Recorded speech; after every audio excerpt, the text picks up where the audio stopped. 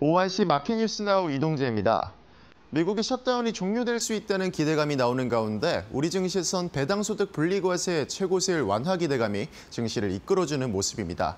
지난주 큰 하락을 겪었던 우리 시장, 이번 주 흐름은 어떨지 현재 지수 상황 함께 살펴보시죠. 현재 시간 양지수 모두 상승 흐름을 보이고 있습니다. 코스피는 3% 가까이 오르면서 4,072포인트 선을 지나가고 있고요. 코스닥도 1% 넘게 오르면서 885포인트 선 지나가고 있습니다. 우리 시장 양지수 엇갈린 흐름을 보이면서 출발하는 모습이었습니다. 코스닥은 시작부터 강하게 출발하면서 4,000포인트를 금방 회복해낸 모습이었는데요. 이후 상승폭을 꾸준히 키워나가면서 현재도 장중 고점 부근을 지나가고 있습니다. 코스닥은 하락 출발했습니다만 이후 빠르게 상승 전환에 성공했는데요. 하지만 높은 변동성도 동반되고 있는 모습입니다. 수급 상황도 살펴보겠습니다. 현재 개인이 8,700억가량 강한 매도세 보여주고 있는데요. 기관이 9천억 원가량 사들이면서 크게 사들이는 모습입니다. 외국인이 장중 매도 전환 들어가는 모습이었고요. 코스닥은 개인만이 매수하는 모습입니다. 705억가량 사들이고 있고 외국인이 695억가량 순매도 들어갔습니다. 환율 상황도 체크해 보겠습니다. 지난주 우리 증시에서 외국인이 7조가량 매도하는 모습을 보여주면서 1,460원 선도 돌파되는 모습이었는데요. 하지만 셧다운 완화 기대감에 소폭 하락하는 모습입니다.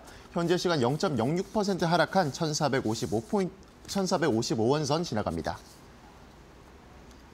계속해서 투자 뉴스로 이어가 보겠습니다. 젠슨왕 엔비디아 CEO가 AI 최신 칩인 블랙웰의 수요가 급증하자 대만 TSMC에 웨이퍼를 추가 주문했다는 소식이 들어오면서 삼성전자와 SK하이닉스도 강세를 보이고 있습니다. 젠슨왕 CEO가 지난 8일 대만 TSMC의 체육대회에 참석한 뒤 기자들과 만나 TSMC 웨이퍼를 추가로 주문했다고 밝혔습니다. 젠슨왕 CEO는 엔비디아는 GPU를 생산하지만 CPU와 네트워크 장비, 스위치도 만들기 때문에 블랙웰과 관련한 칩이 매우 많다면서 웨이퍼의 수요도 늘어나고 있다고 말했습니다. 아울러 SK하이닉스와 삼성전자, 마이크론이 우리를 지원하기 위해 생산 능력을 엄청나게 확대했다며 엔비디아는 메모리 제조사 3곳에서 가장 진보된 칩의 샘플을 받았다고도 밝혔습니다. 젠슨왕 CEO의 발언이 최근 대두되는 AI 버블론에 대한 우려를 완화시키면서 우리 반도체 투톱의 주가도 반등세를 보입니다. 현재 시간 반도체 투톱 주가 체크해보겠습니다. 삼성전자 오늘 10만 전자를 회복하는 모습 보이는데요. 현재 시간으로는 2.04% 오른 99,900원 선, 10만 원 선 지나가고 있습니다. 또 SK하이닉스도 오늘 5% 넘는 강한 상승세 보이면서 현재 시간 61만 4천원 선 지나갑니다. 정유업계가 올해 3분기에 흑자 전환에 성공하면서 4분기에도 견조한 실적을 이어갈 것이란 전망에 주가가 강세를 보이고 있습니다. 석유 수출국 기구 오펙과 주요 산유국 협의체인 오펙 플러스의 증산 속도 조절과 정제 마진 강세 등 긍정적인 요인들이 작용하며 정유주의 전망이 긍정적으로 분석되고 있습니다. 최근 업계에 따르면 오펙 플러스 소속 8개국 에너지 장관들은 회의를 열고 다음 달 원유 생산량을 지난 8, 9월 증산 규모의 4분의 1 수준으로 결정한 것으로 밝혔습니다. 또한 S-오일과 SK에노베이션, GS가 일제히 3분기 흑자 전환에 성공한 점도 긍정적인 평가 요인으로 풀이됐습니다. 현재 시간 정유 관련주 주가도 체크해보겠습니다. 현재 시간 GS가 10% 넘게 오르면서 56,300원 선 지나가는 모습입니다. 이어서 S-오일과 SK이노베이션도 같이 강세를 보이고 있는데요. S-오일은 5.91% 오르면서 78,800원 선 지나가고 있고요. SK이노베이션도 3.88% 오르면서 125,500원 선 지나가고 있습니다. 젠백스가 알츠하이머병 신약 후보 GV1001의 글로벌 임상 2상에서 유효성을 입증하지 못했다는 소식에 주가가 급락세를 보이고 있습니다. 젠백스는 GV1001의 글로벌 임상 2상에서 안정성은 확인했지만 유효성을 확보하지 못했다는 내용이 담긴 최종 결과 보고서를 수령했다고 밝혔습니다. GV1001은 모든 용량 투약군에서 위약군 대비 안정성과 내약성을 나타냈으나 유효성 지표에선 통계적인 유의성을 확보하지 못한 것으로 전해졌습니다. 유효성 지표의 유의성 확보 불발에도 젠백스 관계자는 국내외에서 진행한 알츠하이머병 임상시험에서 인지 및 삶의 질 개선 지표에서 통계적 유의성을 확보한 만큼 데이터를 면밀히 분석해 국내외 자문단과 심도 있는 협의를 통해 성공 가능성을 높인 3상 임상시험을 차질 없이 준비하겠다고 말했습니다. 현재 시간 젠백스의 주가 체크해보겠습니다. 젠백스 오늘 하한가 근처까지 내려가는 모습 보이는데요. 현재 시간은 27.61% 하락한 39,450원 선 지나가고 있습니다. 우리 시장 지난주는 외국인들이 많이 빠져나가면서 하락을 피하지 못했습니다. 5거래일 연속 장중 100포인트 넘게 움직이면서 높은 변동성도 보여줬는데요. 이번 주 우리 시장은 국내외 호재들로 다시 반등에 성공할 수 있을까요? 시장 상황 속 맞춤 전략까지 저희와 이어서 알아보시죠.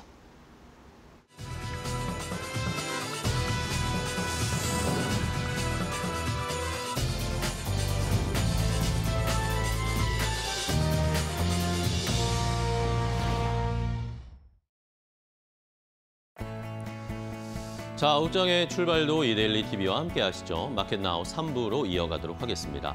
자, 지난주에 우리 시장은 꽤나 큰 조정을 받았습니다. 변동성도 심했고 우려감들도 여기저기서 좀 터져 나왔죠.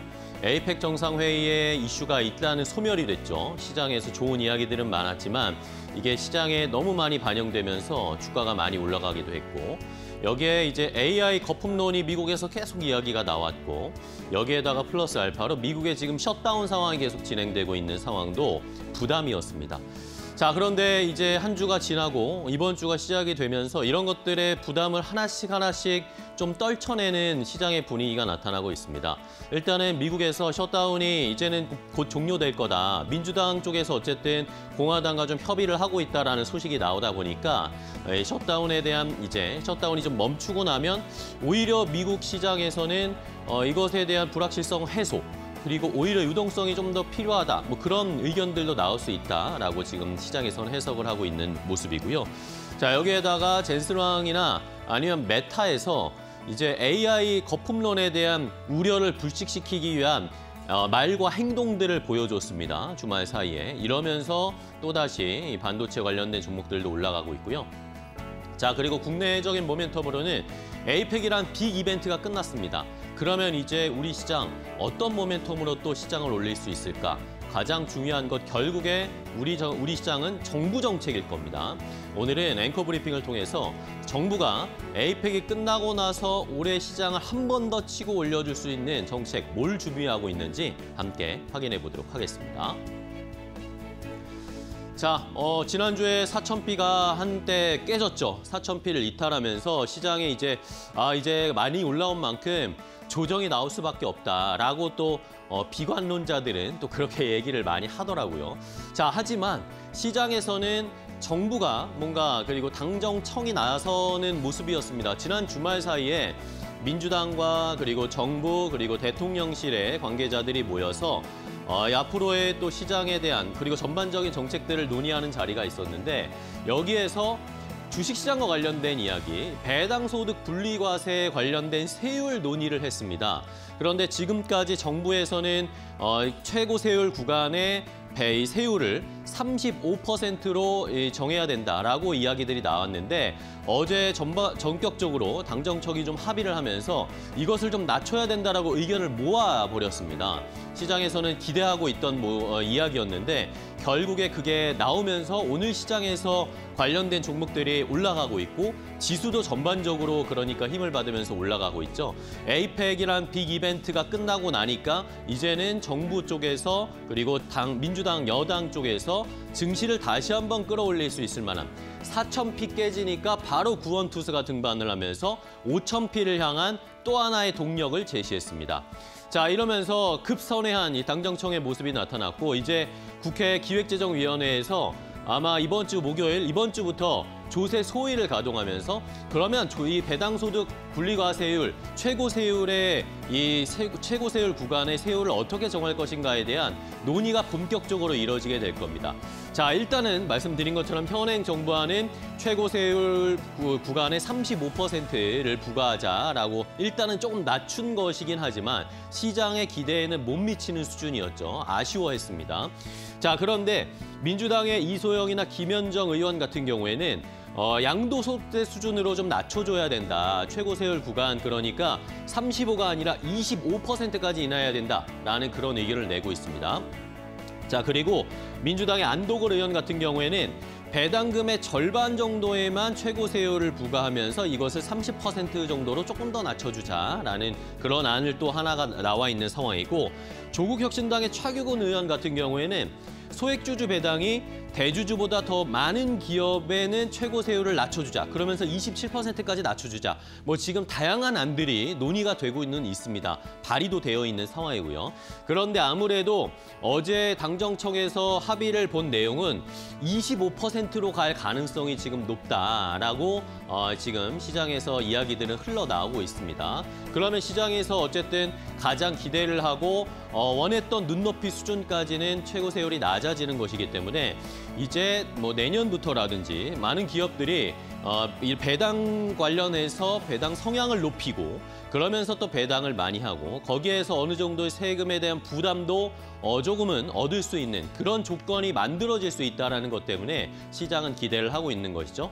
그러니까 자연스럽게 오늘 지주사, 증권사 아니면 배당을 많이 주는 기업들, 지금도 배당을 많이 주는데 앞으로 배당을 더 많이 줄 수 있는 기업들, 뭐 예를 들면 금융지주사 같은 종목들이 오늘 그러니까 튀어오르고 있는 겁니다. 전반적으로 이러다 보니까 오늘 시장을 끌어올리는 하나의 또 축이 되면서 오늘 시장이 잘 흘러가고 있는 모습입니다.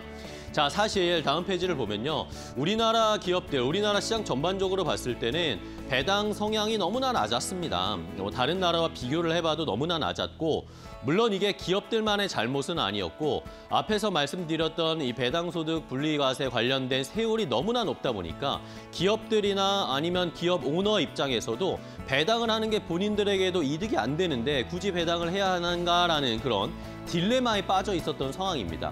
그것을 어쨌든 물꼬를 트고 변화를 일으켜야 되는 상황이기 때문에 지금 정부에서는 코스피 5000P를 만들기 위한 또 하나의 동력으로 이 배당소득 분리과세 세율을 낮추는 정책을 지금 추진하고 있는 것이고요.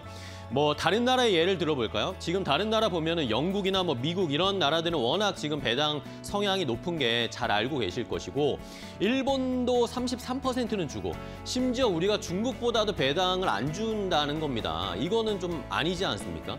그런데 그 비교할 수 있는 예로 대만의 예를 좀 체크를 해봐야 됩니다. 대만이 2008년 그러니까 우리보다 훨씬 빠르게 배당소득 분리과세를 순차적으로 확대하면서 그 세율을 차츰 낮춰줬습니다. 그러면서 지금 대만 같은 경우에는 최고 세율 구간의 세율이 28%대까지 낮아졌습니다. 우리보다 훨씬 낮죠. 이러다 보니까 기업들이 전반적으로 배당을 할 수 있는 여력이 높아졌고 배당 성향 자체가 20%대였는데 2008년에는 20%대에 불과했는데 지금은 보십시오. 53%대까지 배당 성향이 높아졌습니다. 우리도 뭐 이 정도까지는 아니더라도 차츰 배당 성향을 높이게 되면 뭐 30% 후반대, 40%대까지 넘어가게 된다면 기업들이 배당을 더 많이 할 수 있고 개인 투자자들은 투자를 더 많이 하면서 배당을 많이 주는 기업들에게 주식을 사주고 이런 선순환 구조가 이루어지겠죠. 이것이 전반적으로 지수를 끌어올리고 시장을 안정화시킬 수 있을 것이다 라고 저희는 기대를 하고 있는 바입니다.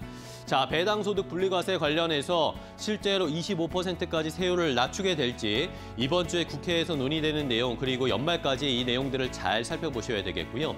자, 이것뿐만 아닙니다. 지금 이 민주당이나 여당이나 정부에서는 다른 정책들도 지금 줄줄이 코스피 5000을 만들기 위한 마스터 플랜 여러 가지들을 대기하고 있는 상황입니다. 자, 일단은 경제형벌 합리화 법안을 지금 시행을 하면서 수정을 하려고 하고 있는데요. 결국에는 이재명 대통령도 얘기를 했었죠. 배임죄가 지금 너무 과도하다. 기업들이 뭔가 투자를 하거나 행동을 하기에 쉽지 않다. 배임죄를 합리화하는 입법도 추진할 것으로 지금 시장에선 예상을 하고 있고요. 다음 이제 상법 개정안, 세 번째 상법 개정안도 추진하고 있습니다. 자사주 의무 소각 많이 들어보셨죠? 이것도 이제 자사주 의무 소각을 하는 법안도 연내 지금 처리를 목표로 하고 있다라는 여당 쪽의 이야기가 나오고 있고 자본시장법 개정안도 지금 논의를 하고 있는데 우리가 가장 싫어하는 물적 분할이라든지 쪼개기라든지 이런 것들을 못하게 하는 일반 주주를 보호하는 장치를 신설하는 자본시장법 개정안도 역시 논의하고 있다라고 이야기가 나오고 있는 상황입니다. 자, 에이펙이라는 빅 이벤트가 끝났지만 코스피 5000을 만들기 위한 또 다른 동력들은 지금 계속 가동되고 있습니다. 과연 우리 시장 다시 한번 연말에 지금 뭐 4,200 정도면 끝날 것이다. 지수가 이제 최고점 찍었다. 이런 이야기가 나오고 있는데 한 번 더 연말까지 치고 올라갈 수 있을지 이런 정책들도 잘 살펴보셔야 되겠습니다. 앵커 브리핑이었습니다.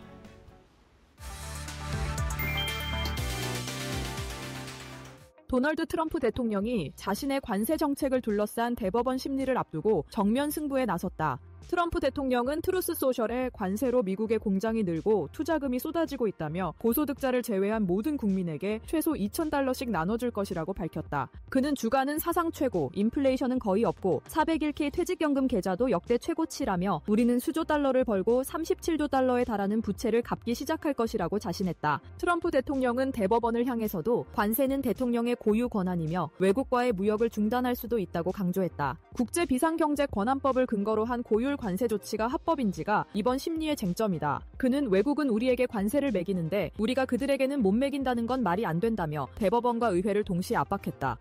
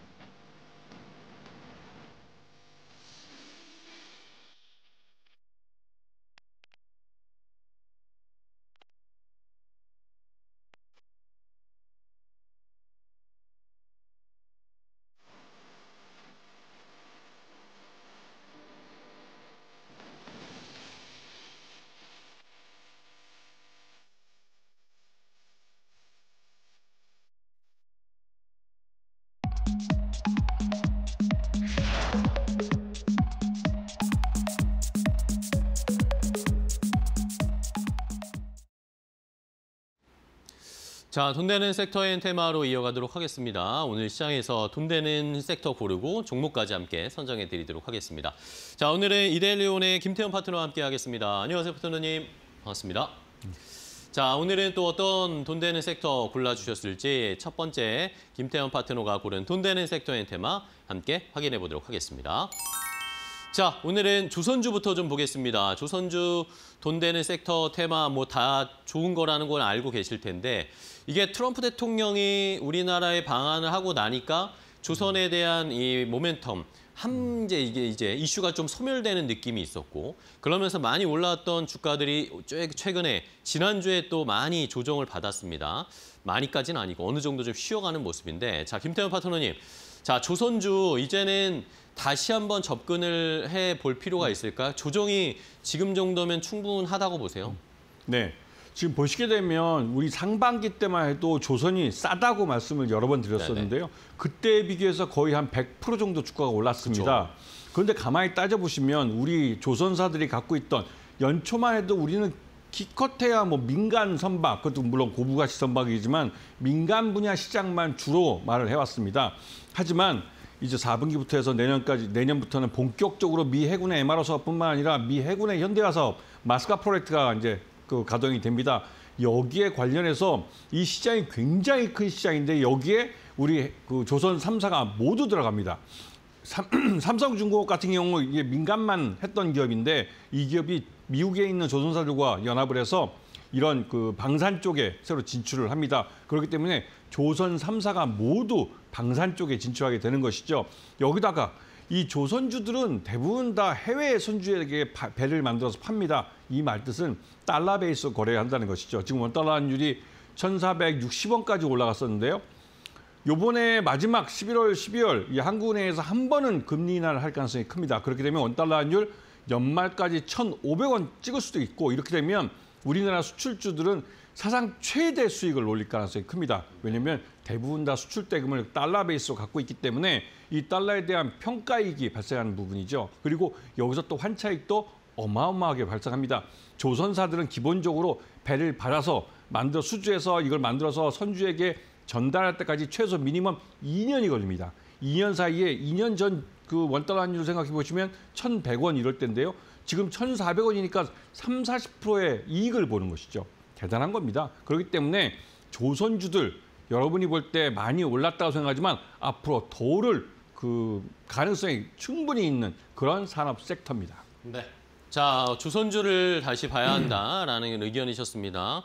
일단은 뭐 에이펙에서 이 트럼프 대통령이 오는 단기적인 이벤트 때문에 한번 또 치고 올라갔다가 쉬고 있는 상황인데 이제 본격적인 마스카 프로젝트가 가동이 되면 더 이제 달러 베이스를 기반으로 해서 수익을 더 볼 수 있을 것이다라는 그런 의견이셨고요. 자, 그럼 종목들을 하나씩 볼까요? 지난주에 좀 쉬었던 종목들 가운데 조선주 어떤 종목 지금 지켜보고 계세요?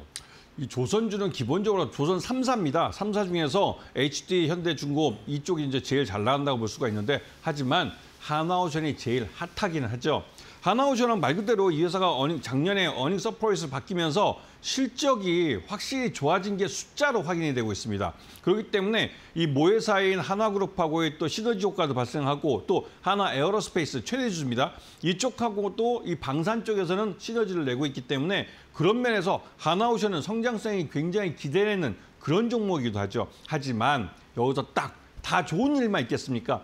한국산업은행이 하나오션 지분을 약 15% 정도 갖고 있는데 지난번에 한번 블록딜로 팔았습니다. 그렇죠. 그때 네. 한 8만 원대 판 걸로 기억하는데 그때 판 게 아마 한 2조 원 정도 가까이 됐을 겁니다. 그런데 요번에 아직도 15%가 남아있기 때문에 그 지분이 순차적으로 나올 겁니다. 그래서 지금 가격에 팔게 되면 아마도 전체 토탈에서 한 8조 원 정도를 회수할 수 있을 거로 보이는데요. 이게 대부분 옛날 대우조선 해양 때 우리 공적 자금 들어가는 것을 이제 회수하는 그 단계입니다.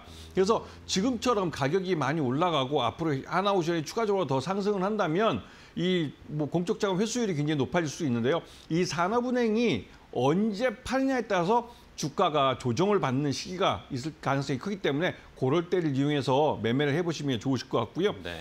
두 번째 종목은 역시 삼성중공업입니다. 아까 말씀드렸듯이 삼성중공업은 민간 상반만 하다가 이번에 미국에 진출해서 미국에 있는 조선사들과 손을 잡고 마스카 프로젝트에 참여를 합니다. 이게 삼성중공업은 이미 국내에 있는 조선사는 독이 다 찼습니다. 이게 1, 2년 차가 아니라 3년치 이상의 일감을 갖고 있기 때문에 다시 독을 마련하기 전에는 실제로 이제 신규 수주하기가 굉장히 어렵죠. 그래서 미국에 있는 조선사들과 손을 잡고 하는 것이고요.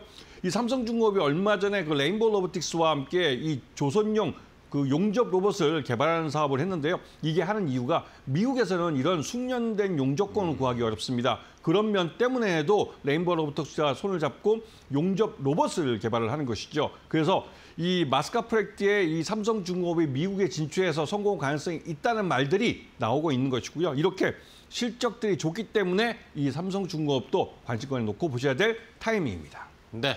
자, 결국에는 빅3 조선 3사를 살펴봐야 된다. 그런 의미에서 하나오션, 삼성중공업을 봤는데 그럼 탑픽 종목을 골라봐야 되는데 탑픽은 그럼 HD 현대 쪽이시겠네요.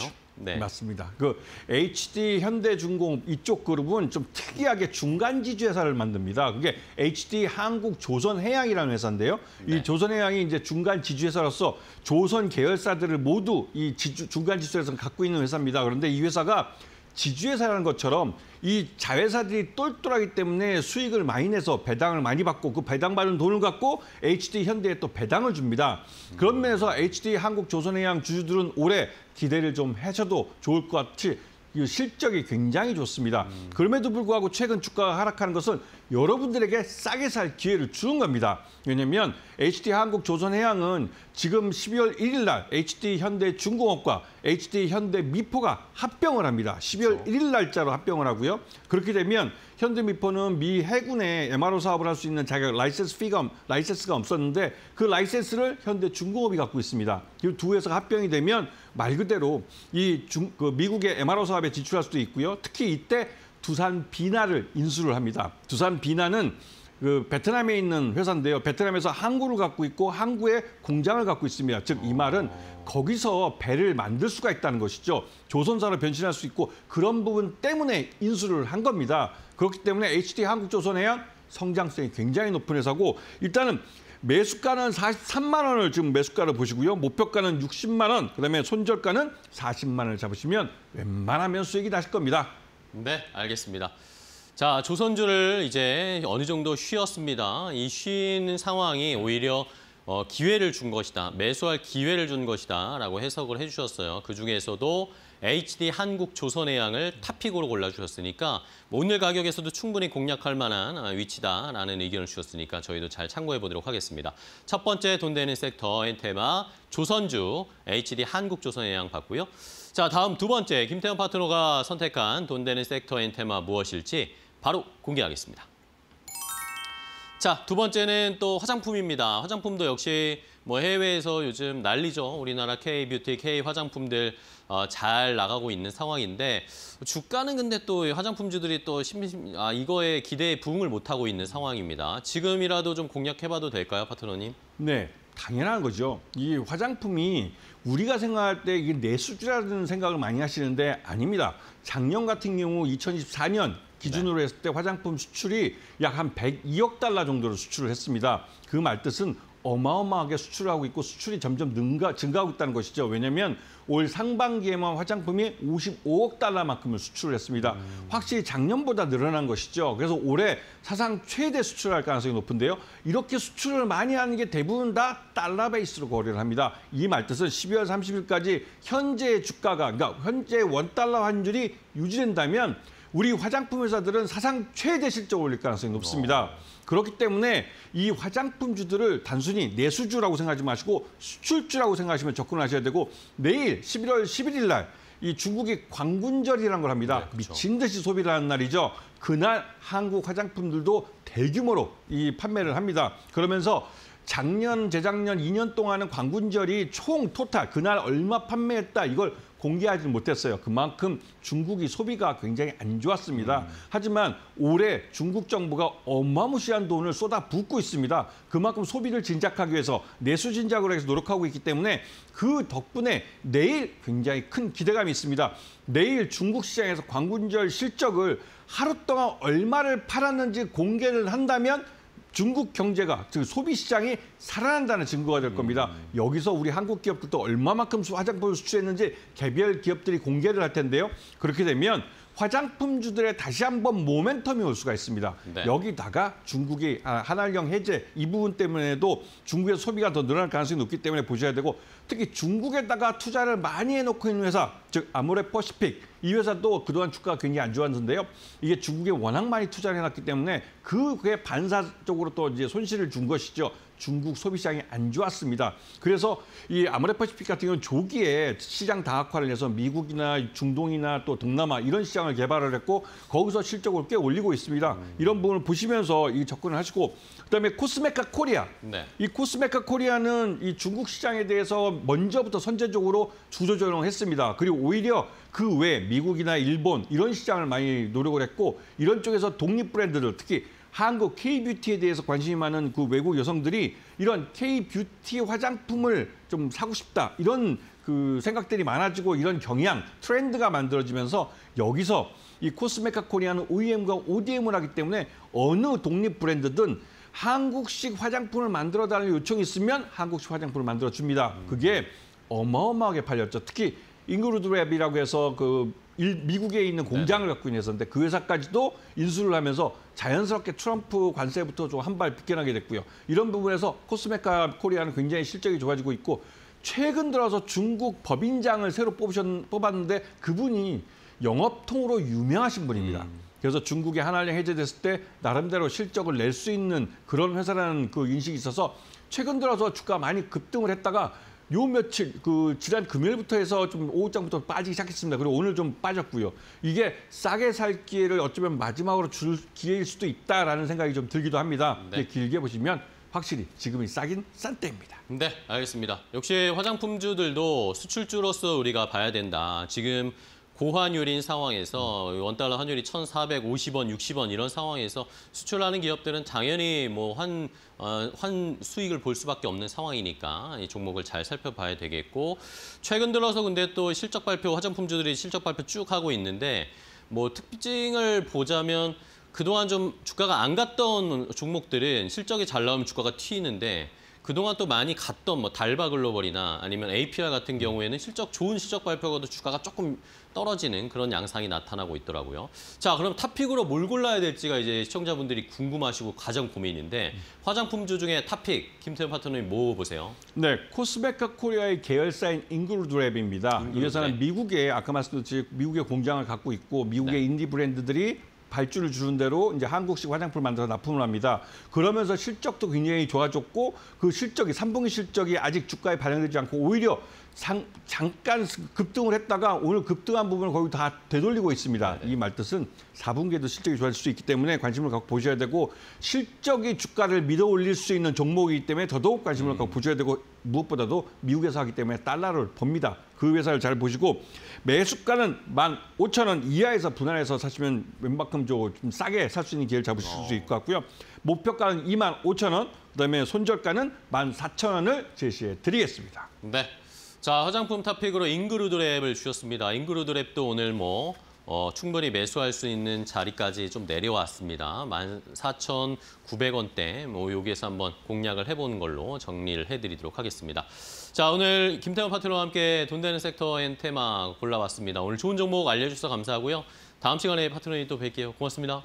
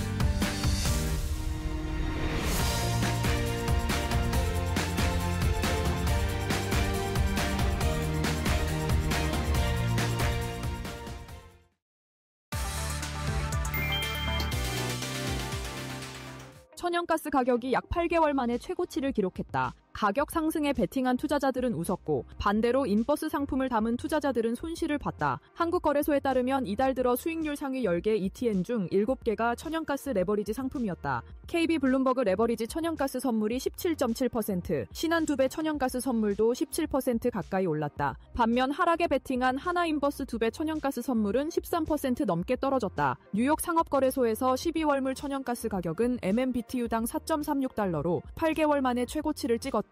겨울 한파로 난방 수요가 늘고 유럽으로의 LNG 수출이 급증한 영향으로 분석된다. 미 에너지정보청은 최근 가스 재고 증가량이 지난해의 절반 수준에 그쳤다고 밝혔다. 증권가에선 강세가 당분간 이어질 것으로 본다. NH투자증권은 겨울 한파와 유럽 재고 부족이 맞물리며 천연가스 가격이 3부터 5.5달러 구간에서 움직일 것이라 전망했다.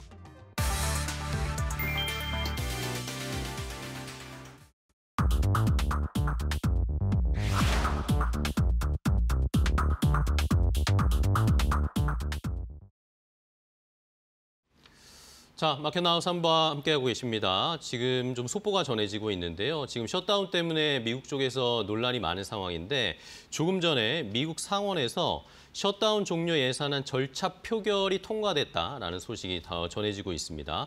이게 지금 바로 셧다운이 종료되는 것은 아니고요.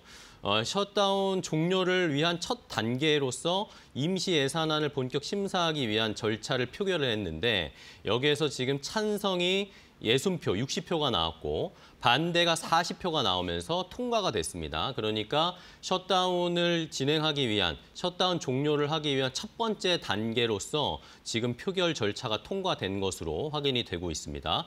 민주당 쪽에서 8명이 이탈을 해가지고 60대 40 이런 식으로 표결이 나왔거든요. 일단은 뭐 시장에는 긍정적인 상황입니다. 셧다운이 종료되기 위한 절차 첫 단계를 밟았다는 건 이제 다음 단계로 넘어가는 것이기 때문에 뭐 이번 주 오늘 내일 또 어떤 일들이 펼쳐질지는 살펴보셔야 되겠고요. 이러다 보니까 뭐 우리 시장도 뭐 좋은 흐름을 나타내고 있는데 셧다운이 좀 멈춰야 된다라는 것도 역시 시장의 하나의 긍정적인 모멘텀으로 작용하고 있었거든요. 근데 조금 더 상승 탄력은 높아졌습니다. 3.1%대까지 코스피가 올라가면서 4,076포인트 선까지 올라왔고요.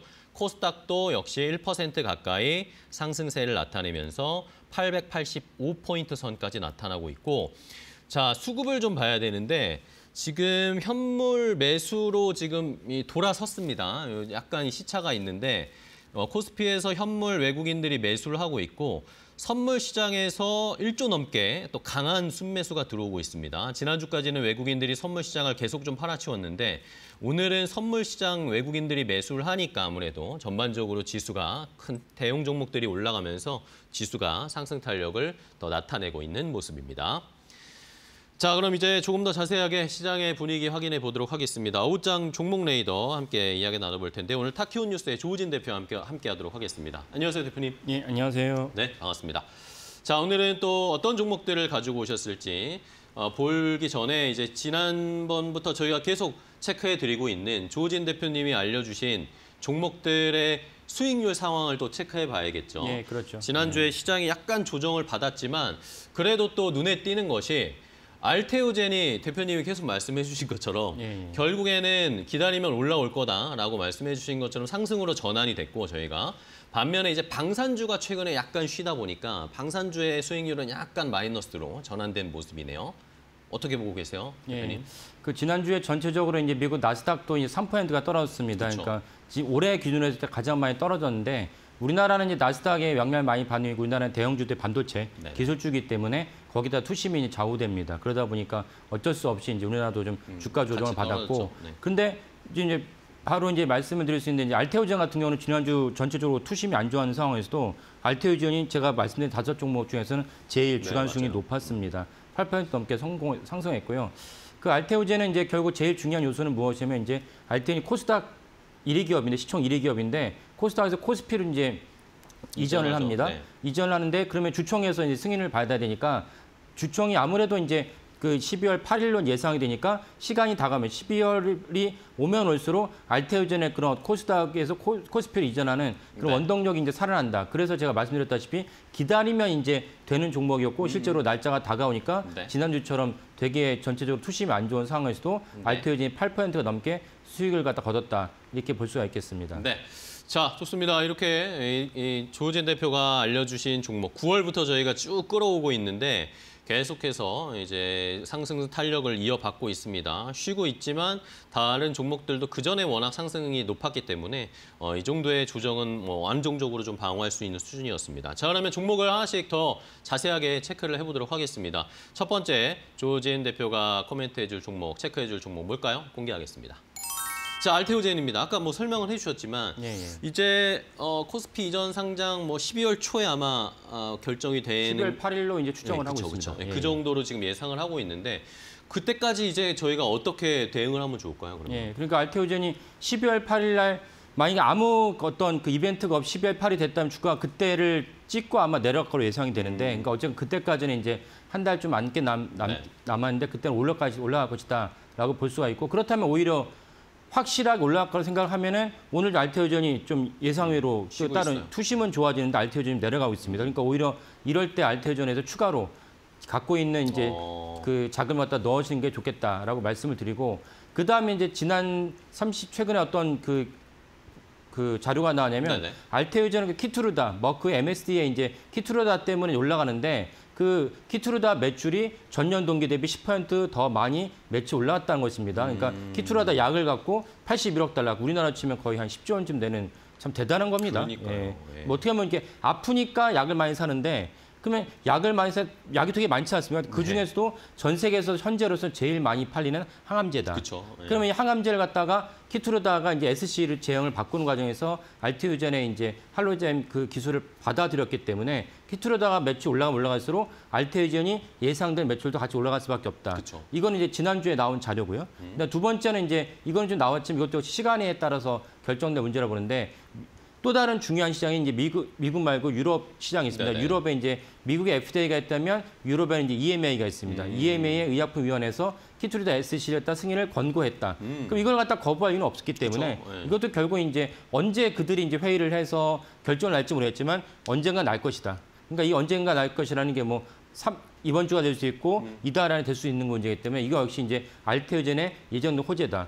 그래서 이 두 가지가는 노출된 재료이고 그다음에 또 다른 거는 이제 알테오젠의 임원들이 계속 지속적으로 인터뷰하는 거 보면은 네. 그 MSD 말고도 다른 다국적 제약사하고도 계속 수시로 논의를 하고 있다. 그러니까 알테오젠의 그 플랫폼 기술을 갖다 차용하는 논의를 하고 있다. 그러니까 그것이 어떻게 이제 협상하느냐. 결국 협상하냐는 거는 이거는 이제 알테오젠의 기술을 다 알지만 그래도 알테오젠의 기술을 차용하는 고객사들 입장에서는 누가 먼저 뛰어들어서 이거 하느냐는 데서 약간 좀 이렇게 거부감과 모험이 있거든요. 네네, 그렇죠. 왜냐하면 알테오젠이 정확하게 말은 하고 있지 않지만 시장에서 평가하는 거는 매출의 5% 정도를 로열티를 받아가겠다. 그 로열티는 5%가 엄청 큰 거거든요. 그렇죠. 근데 예. 이제 거기에 대해서 좋아, 내가 그 정도 줄 테니까 알테오젠 니네 검증이 됐냐? 뭐 여러 가지 잡음도 있을 수 있는데 그런 것들을 또 살펴봐야 되는데 사실 그런 관점에서는 이제 MSD가 먼저 치고 올라간 것이고 다른 다국적 제약사들도 알테오젠과 계속 협상을 하고 있는데 MSD가 먼저 협상을 했고 안정적 더 중요한 것은 기술을 갖다 차용했던 그 새로운 제형이 네. 미국 FDA 승인이 잘 날 것이냐? 날 거라 보지만 날 거라 보는 것과 나는 것은 다른 문제거든요. 그러니까 MSD의 키트로다 SC가 민상 3사 제대로 통과됐기 때문에 그런 맥락에서 지금 연달아 이제 그 빅딜에 대한 그 공시가 나오지 않을까 싶습니다. 그렇다면 이제 알테오젠 주가가 그래서 신한투자증권이 제일 먼저 알테오젠을 발굴하고 지속적으로 아주 지속적으로 이제 알테오젠 소개하고 있는데 리포트 쓰고 계속 분석하죠. 예, 신한투자증권은 뭐 70만 원을 갖다가 굽히지 않고 있죠. 네. 그러니까 70만 원이 아까 말씀드린 두 가지만 돼도 70만 원이 될 것이고 추가로 다른 데서 블록버스터의 공시가 나온다면 그보다도 올라갈 수 있다라고 볼 수 있습니다. 그래서 어쨌건 이런 맥락에서 알테오젠을 보시면 차분하게 기다리시면 좋은데 결국 내가 이런 것을 알고 있고 이런 종목에 투자했을 때 좋은 점 중 하나 뭐냐? 투심이 안 좋아 주가 떨어졌어요. 네. 뭐 갑자기 뭐 트럼프가 무슨 뭘 발언을 하든 우크라이나 무슨 뭐가 있든 근데 주가가 폭락할 수 있는데 그때 내 마음은 안정하고 평화롭다. 네. 왜냐하면 결국 내가 투자한 종목은 올라갈 거기 때문에. 알테오젠에 문제가 생긴 건 아니니까. 그렇죠. 예. 그렇게 그런 종목을 고르고 그런 종목에 대한 연구와 자료를 갖고 계신 게 되게 중요하다라고 말씀드리겠습니다. 알겠습니다. 그럼 뭐 조우재 대표님은 말씀해 주셨지만 지금이라도 알테오젠을 조금씩 더 매수를 해보는 것도 그렇죠. 괜찮다라고 의견을 주셨으니까 말씀해 주신 그런 이슈들, 빅 이슈들, 이제 코스피 이전 상장을 최종 결정하는 것들, 유럽 쪽에서의 이제 또 승인, 뭐 이런 것들을 저희가 빅 뉴스들을 잘 챙겨보면서 한번 그 이상으로 지금 52만 원 정도인데 그 이상의 주가를 한번 기대해 보도록 하겠습니다. 결국에는 알테오젠도 저희가 기다리니까 상승으로 전환이 됐습니다. 수익으로 전환이 됐습니다. 자, 좋습니다. 첫 번째 알테오젠 함께 분석을 해드렸고요. 자, 다음 두 번째 조호진 대표가 픽한 종목 알아보도록 하겠습니다. 어떤 종목인지 공개하겠습니다. SK하이닉스입니다. 역시 오늘도 SK하이닉스는 지금 61만 2천 원까지 올라왔습니다. 지난주에 수급 상황을 딱 공방을 보면 외국인들이 엄청나게 SK하이닉스를 팔았지만 그렇죠. 개인 투자자들이 그걸 거의 다 받았습니다. 예, 맞습니다. 네. 예. 심지어 이렇게 되게 급락한 날이 있었는데 그때 외국인들이 팔았죠. 그 외국인들이 판 것은 실제로 나스닥에서 이제 엔비디아를 비롯한 여러 종목들이 떨어지니까 그쵸, 예. 자연스럽게 이제 팔았다고 여겨지는데 그러면 예전 같으면은 그렇게 우리나라에서 SK하이닉스가 대형 종목이 5% 이상 떨어졌다. 그러면 개인들 놀라가지고 그쵸, 예. 같이 투매가 이제 나오죠. 투매를 하게 되는데 그날은 오히려 그때 이제 분봉차표들을 보면은 외국인들이 최저점을 팔았을 때부터 다시 올라가는데 그때 이제 개인들이 무서워하지 않고 담기 시작합니다. 밀어 올렸습니다, 개인이. 그래가지고 외국인들이 매도한 단가보다 개인들이 매수한 단가가 더 높아요. 한 100원 정도 높아요. 그러니까 개인들이 자신이 있으면서 이걸 샀다. 그래서 사실은 우리나라의 전체 증시 역사를 보면은 기관과 외국인이 소외하거나 파는데 개인이 사서 올린 적이 있느냐라고 하면 제가 기억에는 한 번밖에 없었습니다. 코로나 때. 코로나 아닌가? 때보다는 이제 2차 전지 때. 아, 2차 전지. 2차 전지 때 이제 외국인과 기관이 이거 그렇게 올라갈 일이 아닌데라고 생각하고 있었는데 개인들이 아니야 올라갈 거야라고 하면서 그걸 엄청나게 밀어 올렸죠. 그쵸. 예. 그때는 괜찮았는데 이번에도 과연 하이닉스가 그때 상황을 재현할 수 있을 것이냐라는 것을 염두에 두고 보셔야 되는데 이제 궁금한 건 그겁니다. 개인 투자자들이 이렇게 올렸는데 시장에서는 예. 또 이제 약간 불안한 게 그럼 결국에 2차 전지 보면 예. 그때 그 이후로 뭐 이런 말 이제 박살나지 않았냐 그렇죠. 라는 예. 그런 의견들이 있잖아요. 예, 맞습니다. 그러니까 2차 전지가 박살난 이유는 뭐냐면 2차 전지가 2차 전지의 그 본질만 보면 올라가야 되는데 네네네. 결국 트럼프 대통령이 당선되면서 트럼프 대통령이 내연기관차를 더 선호하기 때문에 그쵸. 그 당선 유력시 됐을 때 2차 전지에서 이미 그때 매도를 하셨어야 됩니다. 그렇다면 거기에 순응하고 스터디를 했어야 되는데 그쵸. 같은 맥락으로 지금 SK하이닉스 비롯한 이제 반도체 종목의 가장 큰 화두는 뭐냐면 AI 거품이다. AI죠. 네. 그래서 떨어졌습니다. 이제 그 골드만삭스 CEO가 모건 스탠리에서 이쪽에서 지금 주가가 1년이내 20% 떨어질 것 같다. 솔직히 그런 말 누구나 할 수 있을 것 같은데 1년에 20% 떨어질 날이 당 있을 수도 있죠. 그쵸, 예. 근데도 불구하고 뉴욕에서 주가가 떨어졌다는 얘기는 뭐냐면 떨어뜨리고 싶었다라고 보는 게 낫겠다. 왜냐하면 계속 너무 많이 많이 오르니까. 올라왔으니까 핑계를 찾은 거죠. 뭔가 네. 불안해서 핑계를 찾고 싶었는데 중요한 인사가 20% 떨어질 것 같다. 그래서 이제 그날 떨어져서 우리나라 떨어졌는데 우리나라 개인들이 용감하게 SK하이닉스를 담으면서 그러니까요. 사실은 거의 뭐 7% 이상 떨어졌던 거를 그날 이제 약보합 그러니까 0.77% 다 떨어진 올렸어요. 수로 마감을 했습니다. 그러니까 이게 위기가 좀 진전됐다 생각하니까 오늘 SK하이닉스가 이 대형주가 5% 이상 오르고 있습니다. 네. 그러면 이제 아까 말씀드린 트럼프의 어떤 당선과 같이 대외적인 변수를 살펴봐야 할 것 중 하나 뭐냐면 그분들이 얘기했고 또 일각에서 계속 우려하고 있는 제가 볼 때 월가는 여기에 대해서 되게 민감하게 여기는데 AI 거품이다. 버블인지를 예. 이게 이제 가장 시청자분들이나 개인 투자자분들 궁금해하시는 겁니다. 이게 진짜 우리가 버블인 건지 뭘로 판단을 해야 됩니까? 버블인지 아닌지. 그렇죠. 예, 그 부분을 한번 체크해야 되는데 그 중에 하나가 제가 이제 그 도표를 하나 가져왔는데 네, 볼까요? 이 SK하이닉스를 비롯한 AI의 그 혁명이 있던 것과 비슷한 사태가 아니면 2000년에 이제 그 인터넷 혁명이었습니다. 인터넷 혁명의 당시에 엔비디아 같은 대장주가 어디냐면 시스코였는데 시스코의 주가와 그때는 버블이었고 지금은 버블이냐를 가서 살펴볼 수 있는 중요한 참조가 되는데 화면에 보이신 대로 네네네. 그 파란색으로 보이는 게 시스코의 주가네요. 주가고 아래 이제 그 분홍색이 이제 시스코의 이제 어닝입니다. 그러니까 이제 매출에 따른 이제 영업이익인데 쭉 보시면은 그 2000년을 기점에서 간격이 되게 많이 벌어지죠. 그렇네요. 그래서 저기 이제 그 빨간 글씨 표시했지만 this is a bubble. 야 이게 버블이 맞았다. 주가는 높은데 실적이 안 네. 받쳐주니까. 주가만큼 실적이 못 가고 있죠. 그러니까 이 버블이 생긴 거죠. 그러면 이제 왼쪽에 그러면 지금 현재 엔비디아로 대변된 AI를 보면은 똑같이 엔비디아도 엄청난 주가가 폭등을 했습니다. 네. 뭐 다 지나간 얘기 해봐 의미가 없고 그래서 그때 우리가 샀으면 다들 부자가 됐겠죠. 그쵸. 그러면 그 엔비디아 주가가 이렇게 엄청나게 폭등을 하고 있는데 그 맞춰서 엔비디아의 영업이익이 같이 올라가고 있냐 어닝을 보면은 따라가고 있군요. 예, 같이 올라가고 있습니다. 그 이게 버블이라 볼 수 있느냐? 2000년대 그 엄청난 인터넷 혁명과 비교해 본다면 지금은 버블이 아니다. 2000년대 인터넷 혁명이 지금 AI 혁명과 비교한다면 혁명이라는 차원에서 기업의 비즈니스와 시장을 바꾸는 차원에서 본다면 더 엄청난 판도를 바꾸는 혁명적인 사건이 지금의 생성형 AI입니다. 그래서 엔비디아가 주가 오르는 만큼 어닝도 같이 오르고 있다. 그리고 지금 엔비디아가 1년 영업을 끌어다 당겼을 때 예상 PER이 30배밖에 안 됩니다. 그래요? 30배가 무슨 버블이냐. 그냥 통상의 반도체에도 유망한 그쵸, 종목들이 예. 30배입니다. 그러니까 엔비디아 30배가 무슨 버블이냐. 지금 현재 PER은 50배인데 26년도 그 영업이익 끌어오면 30배라는 것입니다. 선행 PER. 예, 그러면 사실은 이건 버블이라 볼 수 없다. 그러면 엔비디아랑 같이 맞물려가는 SK하이닉스를 봤을 때 버블이 아니다. 그러니까 외국인들이 팔았지만 사실은 우리는 팔 이유가 없는 것이고 걔네들이 담은 것이고 또 하나 중요한 어떤 지난주 모멘텀이 무엇이 있었냐면은 국민연금 비롯한 연극인들이 우리나라 어떤 게 금융투자에서의 가이드라인이 뭐냐면 단일 종목에다가 니네 포트폴리오에 한 단위 종목이 10% 이상 담지 마라. 이런 가이드라인이 있었는데 네네. 이해는 되죠. 그쵸. 왜 넣으면은 넘어가지고 해당 종목이 갑자기 꼬꾸라지면 전체 펀드의 안정성이 리스크가 떨어지니까. 있으니까. 근데 여길 갖다가 시총의 상위 종목에 대해서 풀어주자. 그래서 이제 그 10%를 풀어줬습니다. 그러니까 그날도 이제 SK하이닉스가 월요일 날로 기억나는데 많이 올랐습니다. 네네. 그래서 국민연금부터 연금이 SK하이닉스에 들어올 수 있는 여지가 더 많아졌다. 그러면 사실은 SK하이닉스가 비록 외국인들을 팔지라도 든든한 외국인 못지않은 큰 손이 이제 SK하이닉스를 갖다가 들어올 수 있으니까 이거는 이제 우리가 든든한 어떤 배경이라 볼 수가 있겠습니다. 네. 자, 뭐 말씀해 주셨지만 뭐 단적으로 그냥 숫자로 아까 말씀해 주셨지만 엔비디아 선행 PER이 30배 정도밖에 안 돼요. 그러면 SK하이닉스도 선행 PER 따지면 훨씬 더 낮잖아요. SK하이닉스는 선행 PER 지금 제가 알기로는 10배도 안 되는 걸로 알고 있는데. 지금 선행 PER을 가져오면은 4배입니다, 4배. 그렇죠. 예. 그러니까 이게 뭘로 가질까에 다른데 가장 최신 리포트, 가장 우리가 이게 센세이션al 최신 리포트는 노무라 증권이 내년 SK하이닉스 영업이익을 99조 원. 그러니까요. 그 앞에 시티그룹이 80조 얘기했을 때도 야 좋긴 한데 엄청나다. 가능한 거야? 그리고 6월 달에는 이제 그때는 또 이제 맥쿼리가 60조 얘기했습니다. 계속 올라가고 있어요, 영업이익이. 그런 점에서 SK하이닉스는 너무나 저평가다라고 이제 볼 수가 있겠습니다. 알겠습니다. 자, 오늘 알테오젠 SK하이닉스 집중적으로 좀 분석을 해봤습니다. 대표님 오늘 감사하고 다음 시간에 또 뵙겠습니다. 고맙습니다. 예, 감사합니다.